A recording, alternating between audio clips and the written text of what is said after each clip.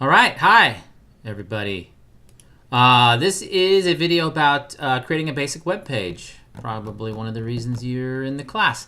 So here's what we're going to cover in this video. We're going to talk about HTML, which is a hypertext markup language used to create web pages. We're going to talk about the editors you can use. So basically, you use a text editor to create the pages.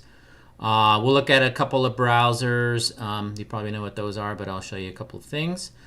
We're going to talk about tags. So tags are the formatting code inside of a web page that tells the browser how to structure the page. So we're going to go over that.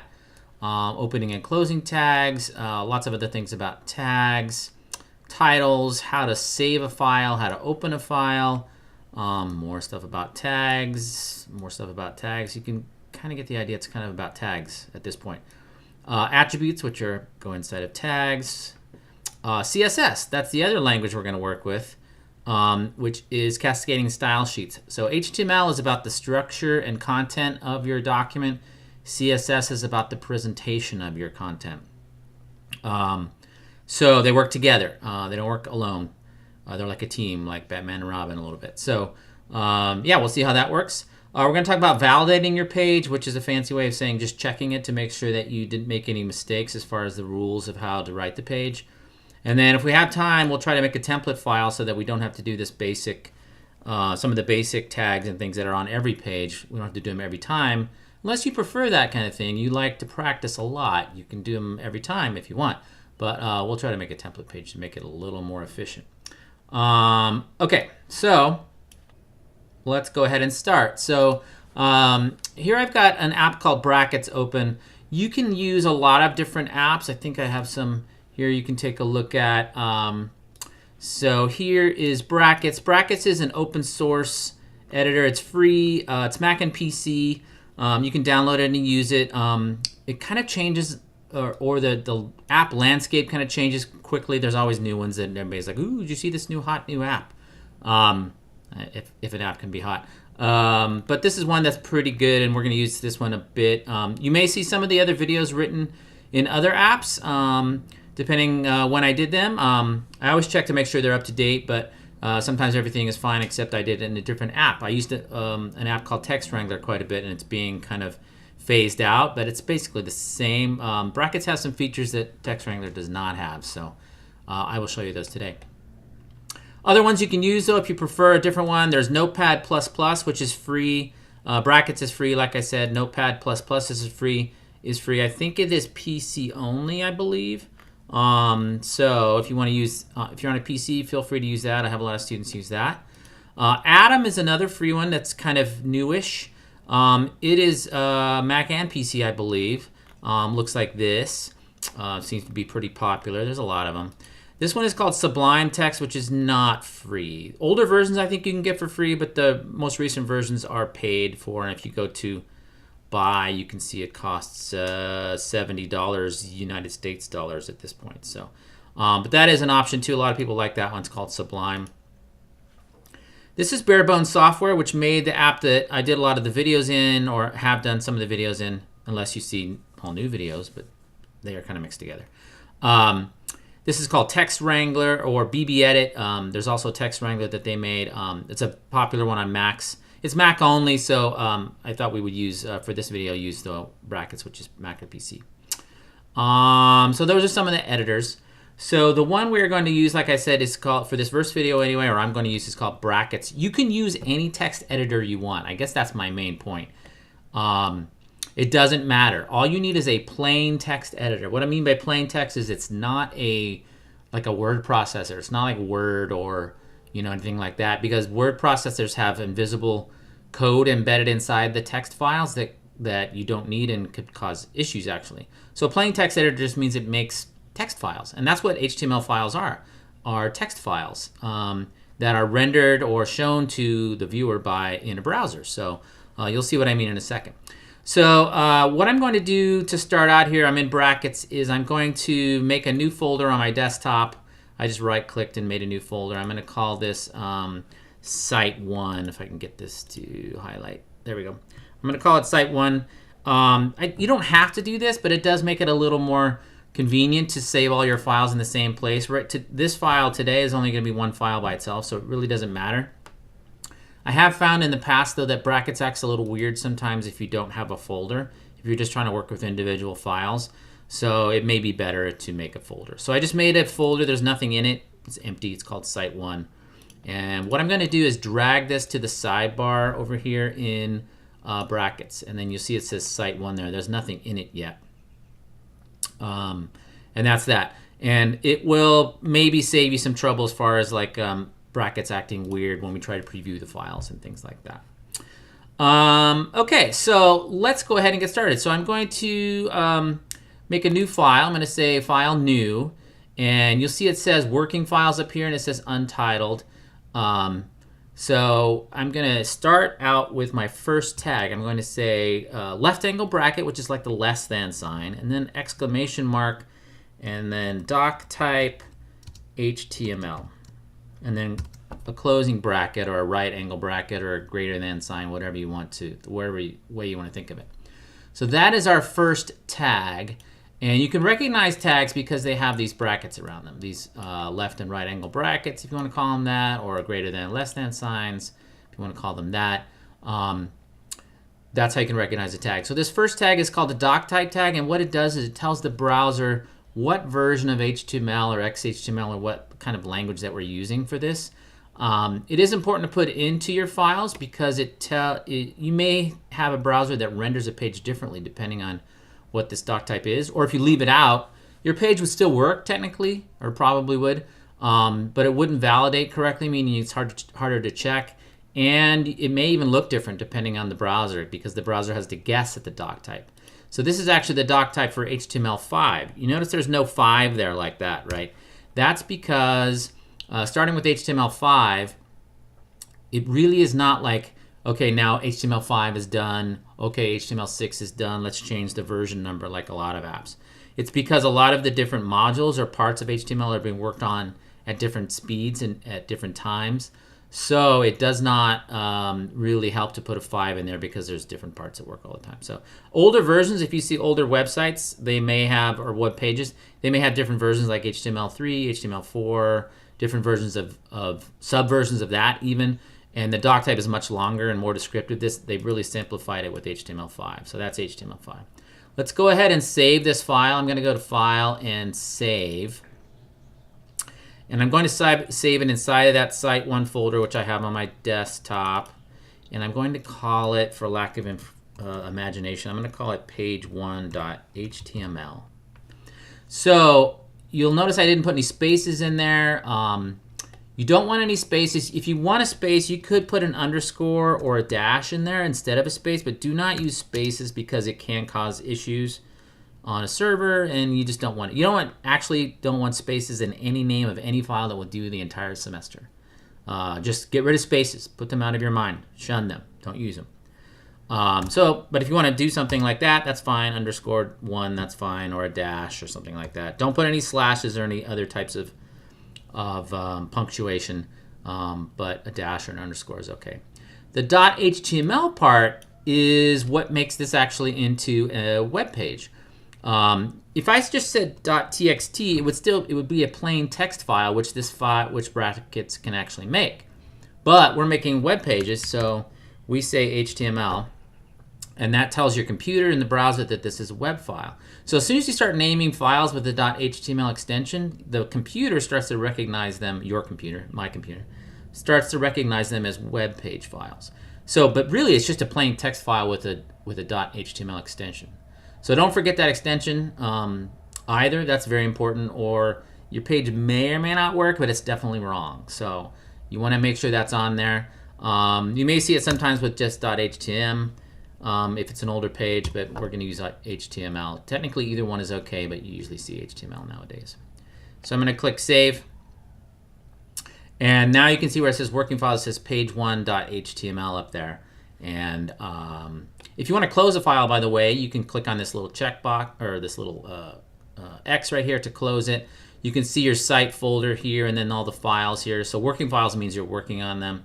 You have a little sort control here. You also have a split thing where you can split the page vertical split if you want to open 2 files at the same time. You can do horizontal split, or you can do no split. I'm going to do no split for now, but that's up there.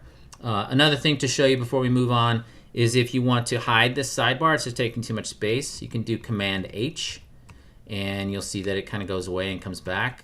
That's also under the View menu, under, where is it? Hide sidebar. Here it is, yeah. Or it's Command Shift H, sorry. Command Shift H. On a Mac anyway, it's probably Control. Anytime it's Command on a Mac, it's probably Control on a PC. If you want to increase the font size or decrease it, you can go Command minus or Command plus to increase the size. That's also under View. You can see that here, increase or decrease. Or restore is the default size. Ooh, that's small. If I want to change the theme, you can go under View and go themes here, and there's brackets light and brackets dark. You can also add more themes if you want. I'm going to go to brackets, leave it at brackets light for now, and I've got my font size really big so you guys can see it, but obviously you could change that to whatever you want. But you guys need to be able to see it, so it's really huge here. All right, I think that's good on brackets. I can actually do that Command Shift H thing and get rid of that sidebar because I don't think we're going to need it for now. And then I'm going to go up here and keep typing. There is typing involved, sorry to say. So I'm going to say HTML, and you see the one thing that brackets has, which is not in some of the videos because they're done in Text Wrangler, which doesn't have this, which is called code hinting. So code hinting is where the application that you're using to write it, write your code, will hint and tell you what you need, what you can write with whatever you started with. So since I typed HT, it's thinking I want to write HTML. And then I could just hit return here and it finishes it for me. Or I can keep typing, whatever I want to do. It's up to you. It's just a little way to speed things up a little bit. So then I'm going to put a space, and then I'm going to say language, which is LA. As soon as I type LA, it says language, and I can just hit return again. And then these are all the different languages. So I'm going to do EN for English because we're working in English. And then as soon as I type that right angle bracket, I just typed this one, it closed the tag for me. So what does that mean, closing the tag? Most tags are containers. This one is not. It's just a doc type tag. It's kind of a standalone thing. But most tags are containers, and they have an opening and a closing tag. So I'm going to put my cursor here, make some line breaks in there to show you what I mean. So everything inside of this opening HTML tag and this closing HTML tag is contained within this tag. So like I said, most tags have an opening and a closing tag. It's sort of like a wrapper or a container. Yeah. So there you go. So this is the main container for our entire web page. It's the HTML tag. You can see I added language equals EN. So what does that mean? So this is called an attribute. When you add something to a tag, kind of modifying it, it's called an attribute. An attribute always follows the same syntax. There's another weird word. What does syntax mean? It just means how you type things as far as like punctuation goes. So attributes have a property that you're changing, and then a value or equal sign, and then quotes, and then something inside the quotes, that's the value. So the property we're changing, which is something about this web page, you can think of a property as something about the web page, is the language, or we're not changing it, but we're specifying it. And then what are we changing it to or setting it to? We're setting it to English. And so you can have attributes inside of the opening tag. You don't always have them. You often have them, but not always. But they're not inside the closing tag. They're only inside the opening tag. That's another thing to recognize. Another thing to recognize is the difference between the opening tag and the closing tag. Did you spot it already? We didn't type it because it typed it for us because it's so cool.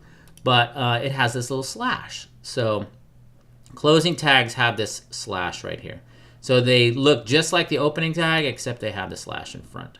So that's a closing tag. You'll see that more and more as we go along. Okay, so now I'm going to go up and put my next tag, which is the head tag. So there's my head, and as soon as I type that right angle bracket, it closes it for me, and then I can hit return a couple of times and get rid of the indent if I want.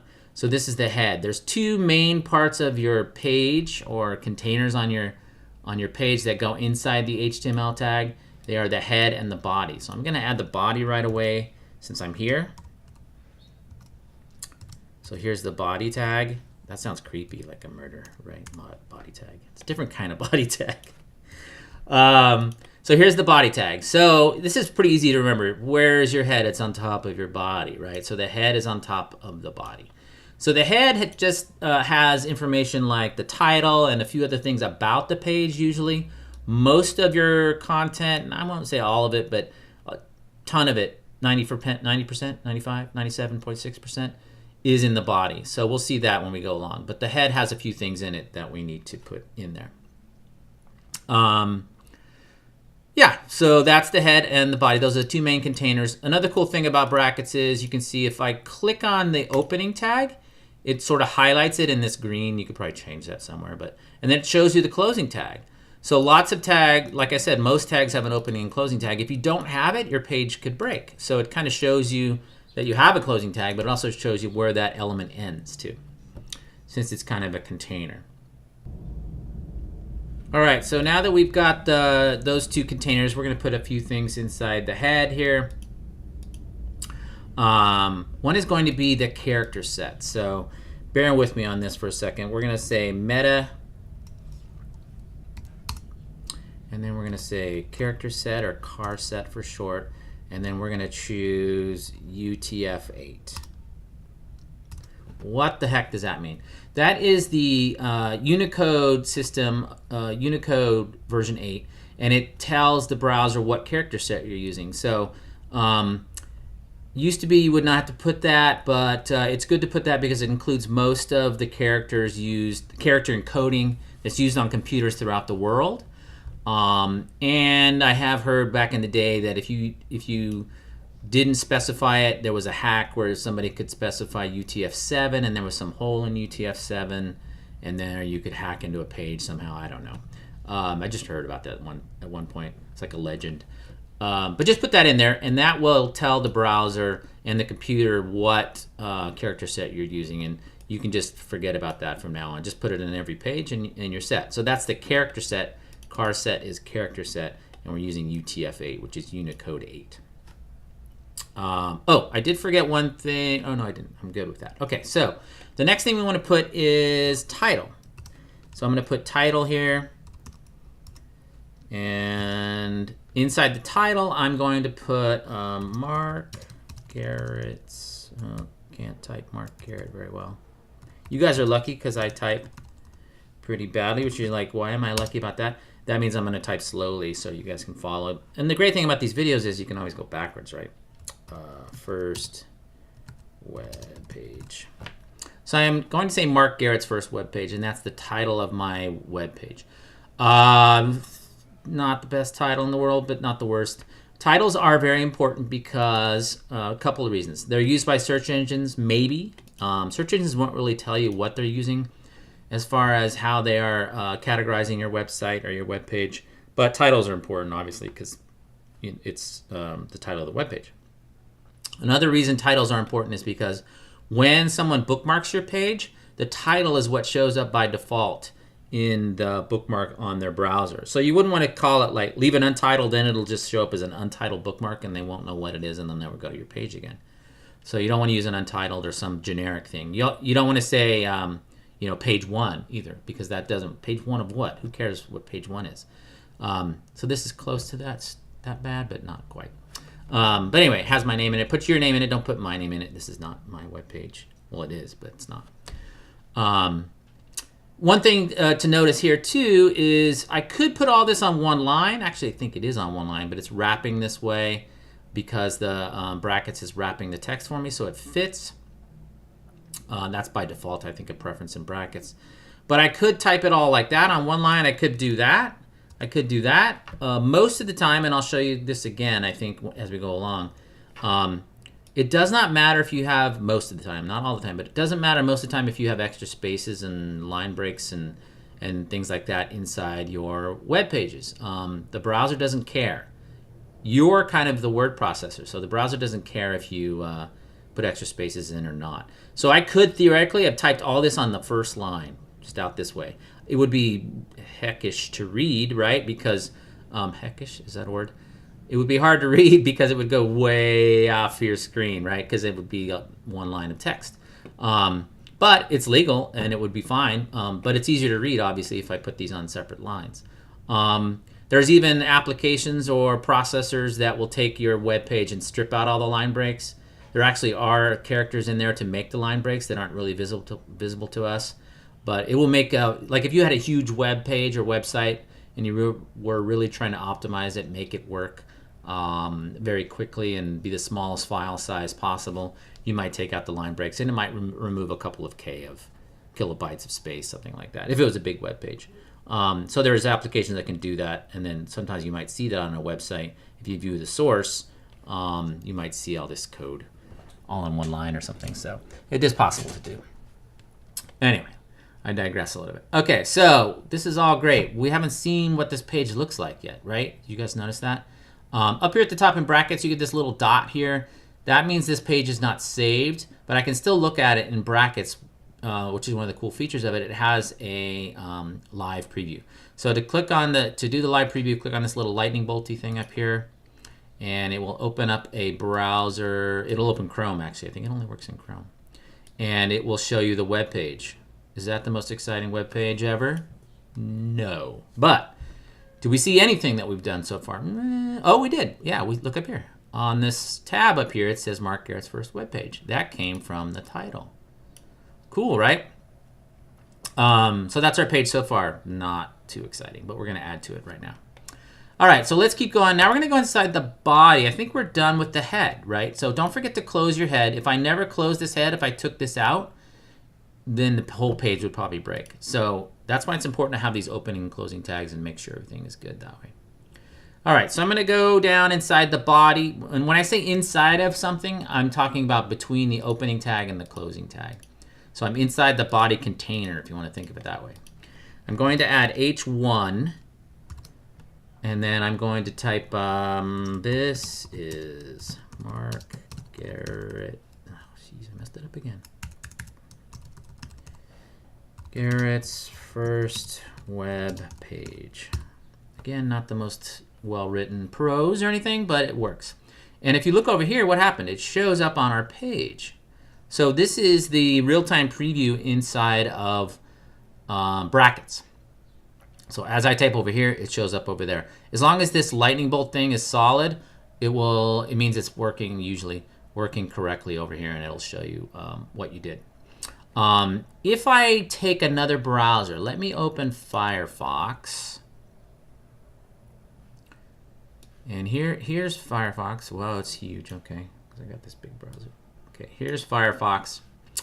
And how do I open a page in Firefox? Well, we didn't even open this, right? It just came with our real-time preview. I'm going to go inside of this Site1 folder. Here's my Site1 folder. There's the page that we just made, or we're making right now. And if I drag it into Firefox, what do I see? I don't see that text. Why don't I see that text? The reason is this page is not saved. If I go over here and click on this, let me get this so I can still click on both. I'm going to go over here and say File Save, or if I want to be smarter, I would do Command S or Control S on a PC. Now it's saved, and you can see the little dot went away. And if I go over here into Firefox and I click the refresh, it still doesn't show, but if I click refresh, it does show. So that is how a lot of the videos are actually, because I was not using brackets, and that's the way a lot of people work. They just go over here, type their code, and then they save it, File Save or Command S, and then go over here and then hit refresh button or hit Command R, and it will refresh and show you the web page, what you've done so far. So that's the way most of the videos are, or some of the videos maybe by the time you see this. But it's fine. You can work that way as well. It's the same effect. The advantage of using the real-time preview is I don't have to go save and refresh so often, and it may speed things up a little bit. But you're not actually seeing the page the way it is either, because it has some other things in it. One more thing I wanted to show you.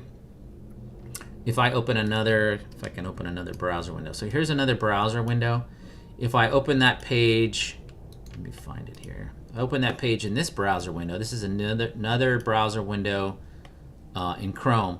You see it looks a little different. It doesn't have this blue outline around it. If I look at Chrome at the top too, it says 1270. What is all this junk? It's basically running a little kind of fake web server on your computer to generate this real-time preview, but it has some extra code in it and things.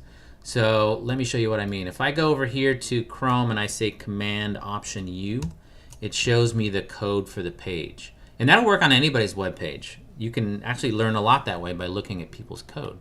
So here's the code on the web page as it actually is in the browser, normal browser. If I do it in the real-time preview, you'll see it has some extra stuff in there. Data, brackets, ID, extra code. So brackets is generating some of this code. So this code, this bracket stuff, is not actually on your web page. We didn't type any of that stuff, right? So it may look a little different. So I wanted to make sure you guys knew that the version that you're seeing inside of brackets is a little different than the real version if you just open it in a browser. How do you open it in a browser? Again, I think I just showed you that, but there's multiple ways. You can just drag it into a browser window.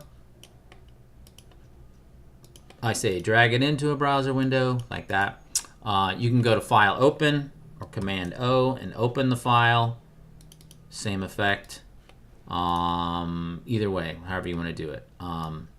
So that's how you can do it in the browser. You could work either way too. You could actually use brackets here, and I could start typing it here like that. Save, and then click over here and click refresh, and you see it just same effect, right? It's just a little quicker to use it with the real-time preview. So I want to make sure you saw that. Another thing I wanted to show you before we move on is one feature about current browsers or newer browsers is that they have this inspect feature. So I showed you Command Option U or Command, it's probably Control Alt U on a PC, but you'd have to check to show you the code for the page. But you can also right-click on things and then go to Inspect, and you'll get this Inspect window that will show you the code as well, but it also does cool things as far as like showing you CSS. You can roll over things and kind of highlight them and then see the CSS if there is any. Things like that. We'll try to look at that later on. There's no CSS on this page, so it's not much point to that so far. But that's called the Inspect mode. It works also in Firefox. So if I'm on Firefox and I right-click on this and I go to Inspect Element, I get a similar type of window.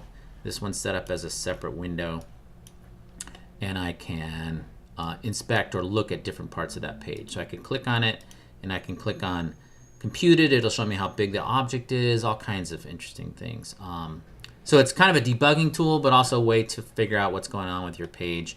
And I use it quite a bit to try to figure out what's going on with your pages, and you can too.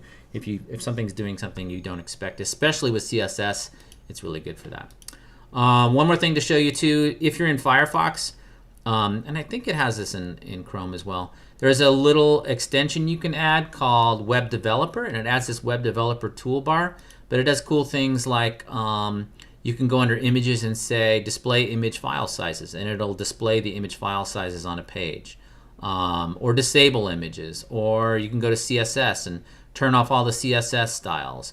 We don't have any of that stuff on this page yet, but that's what it does. You can also display a ruler and measure things and see how big they are. You can see here it's telling me how big that square is, things like that. If you want to get out of it, you can just refresh to get out of it. But that's in Firefox. And I think you can get it for Chrome as well. But that's that. So don't forget those inspect modes. They will help you out. I'm going to get rid of this Firefox because it's just cluttering things up. All right, back to our regularly scheduled program here. So I'm back to my preview version of the website. Sorry about that, but I wanted to make sure you guys knew that that's what was going on. If you try to view the source here and it has all this extra stuff, that's what's going on. Okay, so, I forgot to tell you what this H1 means. So this is a heading level 1. Headings are a way to apply headings, just like if you're in a word processor, you have headings that kind of help format your page, right? And it's part of the structure of your document. So heading level 1 is the most important or highest level heading. So it's kind of like in the old days, they used to say use one of these per page, but you can use more than one. But that's what that is.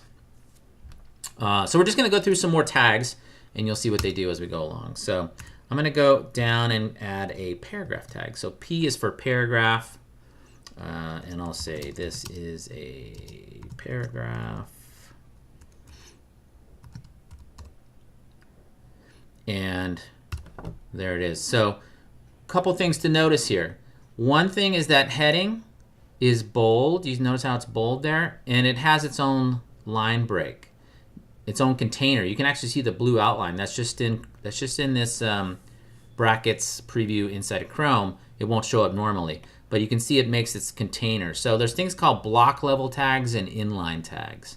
Block level tags make their own container, and they also have, they fill up the space that they're in, and they have line breaks. Line breaks just means we're going down to the next line. So paragraph is also a block level tag, and if you see, if I click on it, it kind of highlights in this cool way inside of the preview here. So if I click on the P again, see the blue outline, that's the paragraph. So even though this paragraph looks like it ends here, it's actually making this container that goes all the way across, and it's a block container. It means it's a rectangle, basically. Other tags are not, so you'll see that later. All right, let's add another paragraph, but this one we're going to change a couple of things. And you can see that brackets is kind of indenting by default. You could indent like that too if you want, and what it does is it shows you what's inside of something else. It's just a preference, but I'm going to probably do it sometimes and sometimes not, but you can definitely do that if you want. All right, so let's go in here and say this is a break. And then before the word break, we're going to add a tag called the break tag. That makes sense, huh? BR. So the break tag, if you see what it did, it added a line break. So it says this is a, and then it broke to the next line. Let me make this a little bigger. I'm just zooming in Command plus on the web page itself to make it bigger so you can see it in the video better.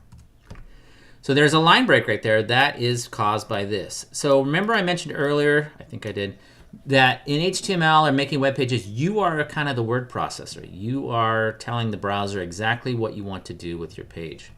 There's no breaks or anything that you don't add. Let me show you what I mean. If I go in the paragraph here, right in that previous paragraph, and I put in some line breaks and even some spaces and whatever I do, tabs, I don't care what it is. What happened over here? Nothing. Nothing happened because you didn't give it any instructions. You just put in some formatting in the text file, but it doesn't tell the browser to do anything. So the browser says, I don't care about that. And it leaves it the way it is. So you have to kind of put everything in yourself, which is good and bad, I guess, but that's the way it is. So extra spaces, extra tabs, whatever, they don't matter. Usually. Okay. So that's the line, that's a break tag. Another thing to notice about a break tag is there's no closing break tag. It's not a container. There's not something inside of a break. It's just sort of a command. Most tags, like I said, like paragraphs and headings and bodies and HTML and head and all that, have closing tags, but some don't, like a break tag.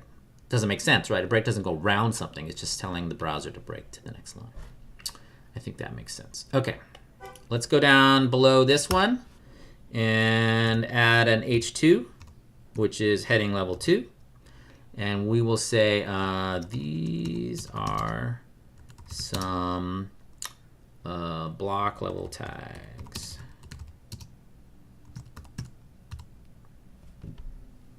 Maybe I'll make this a little smaller so we can see it.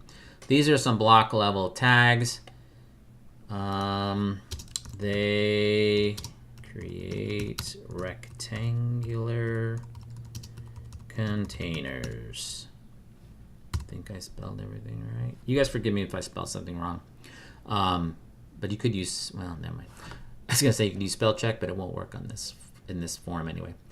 Okay, so we're gonna use some block level tags and they create rectangular containers. You notice I use a heading level 2. Here's a heading level 1. Heading level 2, the visual difference in it anyway is it is slightly smaller than heading level 1. The other thing about it is semantically, it means it's not quite as important as heading level 1. What does semantic mean? So there's a trend, or actually it's a standard now, to use what's called semantic markup. You want to use the tag that makes sense for the content, not just because of the way it looks. So I would not use a heading level 1 just because I wanted big, bold text. That's old school. That's like 1995 school. You want to use a heading level 1 when it's a very important heading, not just make something big and bold. You can do this kind of stuff with CSS styles later, but that's not why you use it. You use it because it's important. You use a heading level 2 because it's slightly less important, but it's still a heading. You use a paragraph tag because it's a self-contained idea, just like a paragraph when you're writing, the Great American Novel or whatever. So you want to use the tag that makes sense for the content, not the way it looks, not for the way it looks, and that's what CSS is for. That's the job of CSS. Okay, let's go to the next line. Try to get this thing finished here. So we'll say heading level 1. We already did this, but we'll do it again. This is a heading level 1 tag. And then we'll go down below that. You already know what that is, so I won't even bother. We'll say H6. You'll probably figure out what that is. What do you think an H6 is? It's a heading level 6 tag. This is a heading level 6 tag. And by the way, if you guys get tired, like really tired, like maybe you're working on this at 4 in the morning and you're falling asleep because I'm not exciting enough, you can always pause this. That's the great thing about videos too. Come back later, rewatch it, rewind it, whatever. So yeah, don't forget that, right? It's just video. This is a heading level 6 tag. So that's the number of headings that you have available to you. Heading level 1 is the highest level. Heading level 6 is the lowest level. If I view this normal sized, Command 0 to normal size, this level 6 is almost too small to read. So there's an example of a default HTML or browser style that is not great. So there's styles built into the browser. That's what this bold and these sizes are. Those are built-in default styles. They may not be great. So you could use CSS to make that more readable. That's what I was kind of getting to. All right, almost done. Ooh, almost done. Okay, so let's go down below there. I'm going to hit a couple of breaks here. And that's what I meant. You can add as many as you want. I just hit a couple of breaks above the closing body tag. Remember, we still have to be inside the body tag, but we can have all this space in here to work, and that way your code is up a little bit higher too. It's not way down at the bottom of your screen. All right, we're going to do one more paragraph, but we're going to make this one kind of fancy. Let's say this is a paragraph centered with CSS. Ooh, almost got it right. This is a paragraph centered with CSS, and width is with TH. Okay. So what we're going to do is add some CSS to this. So this is the other language. So far we've just been using HTML and default HTML styles, which is not much to them, the bold and that kind of thing. But now I can use CSS. So I'm going to go inside this paragraph and I'm going to say style. As soon as I start to type style, it comes up in my code hinting, so I can just hit return, and it finishes the word style, adds the equal sign for the attribute, and puts my cursor between the quotes. So this is the proper format for an attribute. You have the attribute name or property, equal sign, and then quotes, and then all the stuff goes inside of here. The weird thing about this is good to remember. Everything between these quotes now is going to be CSS. It's not going to be HTML, which is what we've been doing. So now you're doing 2 languages on the first video. Crazy. All right, so I'm going to say style, and then I'm going to say text dash align, and then a colon. We haven't used a colon, I don't think. And then we're going to say center, and then a semicolon. And you can see down here now, I pointed with my hand, like you can see that. It says it's centered down there. We already got it centered. So this is CSS. I'm going to keep going and then I'll explain this. Let me move this over a little bit so we can get a little more space here. There we go. We don't need to see that so much. Text align center and then a semicolon. I'm going to say color red. And it's now red. What? And then I'm going to say font size, let's do 1.5 EM, whatever that means. And it got bigger. We just did 3 things there in that style attribute. We put CSS. So all this right here is CSS. It's not HTML. It works with HTML. It modifies the presentation of the HTML. Obviously, this paragraph does not look like this paragraph, right? It's big and it's red and it's centered. Well, we can't really see it centered, but it is. See, it's still centered. Okay, so what's going on here? So this is a CSS property, and this is a value.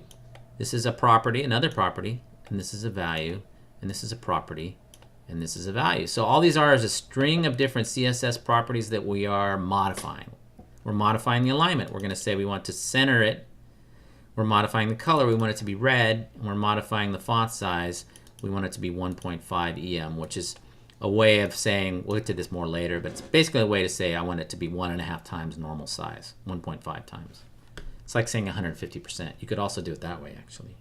So the EM unit is a flexible unit that it's a relative unit, which means make it 1.5 times as big as it would have been without it, if that makes sense. So the syntax obviously is different here than we've seen before. We didn't see this colon thing, right? So instead of saying text align equals center like you would see here with an HTML attribute, there's a colon. So there's a colon instead of an equal sign if you want to think of it that way. Then between each one of these different properties, you put the semicolon. There's one, there's one. And the last one is technically optional, but most people put it so that if they wanted to add more, they could just click there and add more. You could leave it off, but I would probably put it on. These are all called declarations, and we'll come back to that later with CSS. Altogether, they're called a declaration block, although maybe not in this format. We're doing what's called an inline style. Inline means you're doing it inside of a tag. We're going to do a few more like this, but we're going to move towards putting these styles in different places instead of just inside the tag later. But you'll see that in a later video. That's it. So that's just a taste of the CSS and how it modifies the presentation. So we changed the color, we changed the alignment, and we changed the size of that text, and now you've got that. And we'll obviously do a lot more of that. CSS is kind of the fun part. That's the creative part. The visual presentation. Some people call it the presentation layer. HTML is called the structural layer. And then if you want to talk about the behavioral layer, people talk about that. That's JavaScript. So the three things you want to learn to be a front-end developer, which means a coder for web pages as the user sees them, not on the back end like servers and things, but on the front end is HTML, which we just did, CSS, which we're doing here, and then JavaScript, which is another class. There is a JavaScript class, but in this class we're going to do HTML and CSS. All right, last tag. I know this is dragging on, huh? Block quote.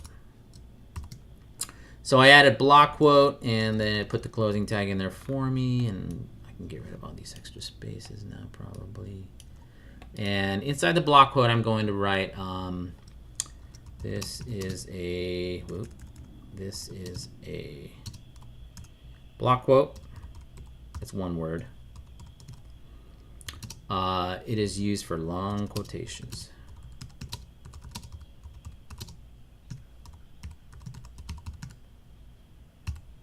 And then to save time, copy and paste. I'm going to copy that and paste it. Command C and then Command V, or Control C and Control V on a PC. Now you can use as much. That's extra spaces in there, huh? You can use as much copy and paste as you want to save you time. Just be careful when you're copying and pasting code. What happens? Inevitably, Murphy's Law. You end up copying and pasting code that's wrong, and then you have multiple wrong things. So just watch out for that. I was warning you now. It's going to happen. Okay, so here's block quote, and you can see what it does. This is another default HTML style from the browser. What does it do? It puts some margin on the left. That's the space here, down here. Margin on the right over here. It also is a block element, so it makes space above and below. So each one of these are block elements. Yeah, all of them are, I think. And they all have space above and below them as well. So that's built-in CSS or built-in styles that you could modify. You could take out the space. You could take out this margin, but that's the default styles that are in there.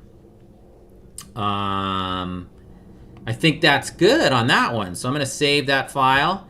And if I wanted to look at it in a regular browser without the preview here, I would have to save it. So I just did Command S to save that. Two more quick things I want to do. I wanted to show you because you should do this this first one every time you work on a page. So what I'm going to do is I'm going to open a browser window, just an open window here, and I'm going to look up W3C validator. So the W3C is the standards organization that says what is legal, HTML, JavaScript, CSS, all that kind of stuff. So they have a validator. So I'm going to click on that. Here's the validator. You can validate by just putting in a URL or a URI online, but our page isn't online. We're looking at it locally on our computer, so that wouldn't work. I could do it by file upload, or I can do it by direct input. Direct input, I could just copy and paste the code in there, and it would check it for me. But I'm gonna do it by file upload. So I'm going to grab my, if I can find it, I'm gonna grab my file. And let's see, I'm gonna go to my desktop. And here's my site 1, and here's the file I just made. I'm gonna drag that into this file upload window, click check, and if everything is good, it will be green. Green is good. Is that sweet? You're not cheering at home. Well, maybe you are. Let me show you what happens. If I mess this up, let's say I go here and I change this to a heading level 5. One thing, another cool thing about brackets is you see it turns red. It goes, hey, you're breaking it. This is an opening level 6. This is a closing level 5. They don't match. Mismatched tags, right? I'm going to save this, and now I'm going to go back here, click on check again. What does it say? Uh-oh, not green, red, error. End tag H5 seen, but there were open elements. It tells you which line it's on. It's on line 13. By the way, line 13 is, these are these line numbers right here. So it's on line 13, and it says it's an H5 closing tag is seen, but there were open elements. That's the H6. So it doesn't tell you exactly. You kind of have to figure out what it means by that. But right there, it will help you find the mistake. Another thing that you can do is a little bit lower tech, but it kind of works, is if I go to Firefox, and it doesn't work for some reason in Chrome, but it works in Firefox. So if I go to Firefox and I open that page in Firefox, so here it is in Firefox, it's still broken. I'm going to say Command U. Instead of Command Option U, it's Command U on Firefox or Control U on a PC. Look, it shows me this H5 is in red. I wish that Chrome did that, but Firefox still doesn't. And sometimes it's a quick way to spot mistakes that you've made. So there's that red H5. It's like, oh, why is that red? Well, it's because this is an H6 and that's an H5. If I blow this up, you can see it better. There's an H5 closing for an H6, which doesn't match, so it's broken. So that's another option to do that a little bit differently. So I want to make sure you knew how to validate the code there. Okay, last thing to show you, I promise, is, so I have this page, right? Oh, let me fix that. It's still broken, right? Put that back to H6. It's a valid page, so you should do that every time. And that will get you halfway to, awesomeness in the class, is if you don't have any technical errors, right? Then we're just talking about your design and your organization and things like that. But you haven't made any coding errors because you checked it and it shows up good. There's also one for CSS, but it wouldn't do anything on this file because we don't have any of the CSS that it would be able to read at this point. So what I'm going to do now is I'm going to make what's called a template, or I'm going to call it a template file. And what I'm going to do is take out everything here. I'm going to delete everything. You're like, no, don't delete it. I deleted everything.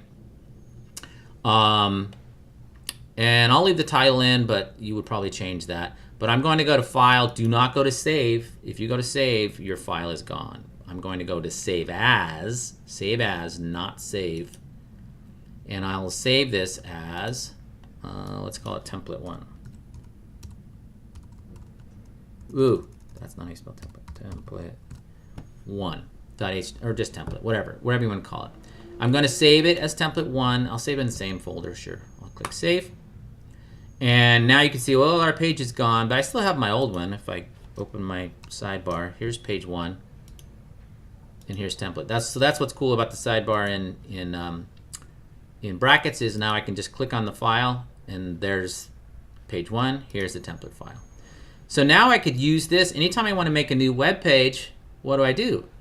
Open that template file, do a save as. I could go to Save As, call it page 2. And now I don't have to type all that stuff again.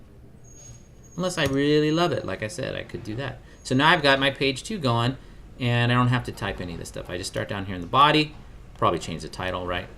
But I go down the body, and then that's it. I don't have to do that stuff again. So feel free to do that if you want. That will save you, you know, whatever amount of time it would take to make that happen. Oh, one other quick little thing about brackets that might help you. If I go back to page 1, so I'm back on page 1 here. I didn't talk about, I don't think, these little arrows here. So if you wanted to collapse part of the page, part of your code because it's in the way, maybe you don't want to see the head, right? So you could select the head here and then click this little arrow and it goes away. It's still there, but if you click it again, it comes back. So it's just a way to make your, you know, document a little more usable. If you're not working on a certain portion, you can collapse certain portions and then just click on them again to make them reappear. But yeah, I think that is it. So hopefully that was good, and I will see you again next time.